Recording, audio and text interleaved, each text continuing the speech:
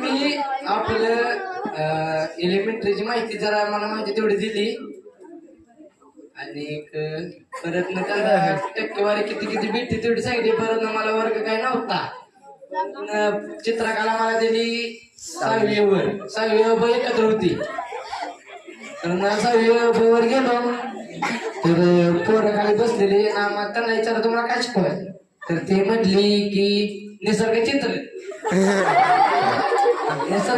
काढा घेतलं, काका फळा भरून एक काढलं.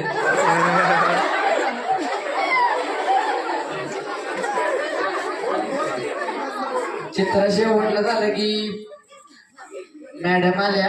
मॅडम म्हणलं हे काय काढले.